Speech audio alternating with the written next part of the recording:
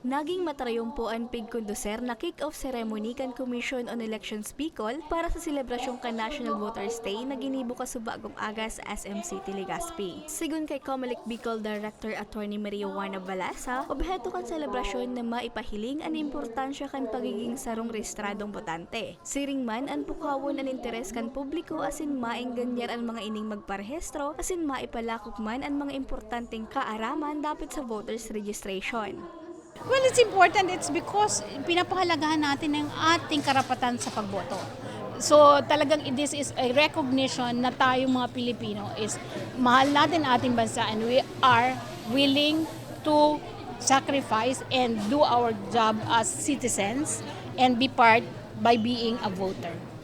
Presente sa nasambit na aktibidad si Legazpi City ABC President Punong Barangay Hisham Ismail nga ni magtaong suporta sa selebrasyon. Magkakaroon rin po tayo.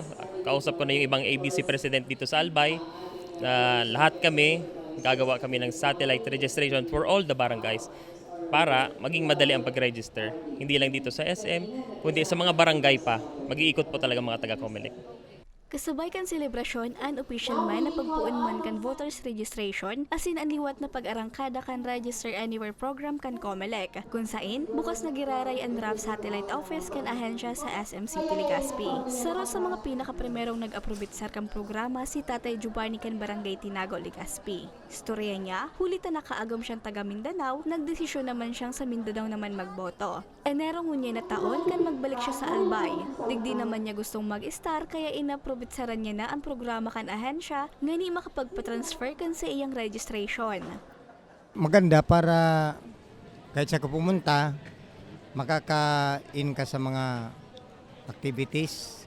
Ngunya na taon, ipapakalat man ang RAP sa educational institutions, maging sa mga barangay kung saan mas magiging kumbenyente para sa mga registrants. Everyone is invited.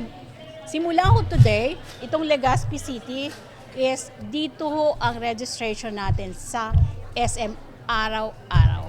So we just want to make sure na convenient po yung ating mga botante. Kaya nakipag-coordinate kami sa SM na bigyan kami ng space dito, kahit maliit lang na space, para yung mga botante natin o magpaparehistro ay maging accessible po yung registration at maging convenient sa kanila.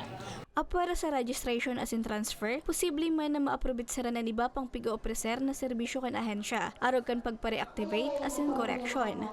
Madurar ang RAP hasa sa maabot na Setyembre 30 para sa mga baretang tatak Bicol, Regine Boy.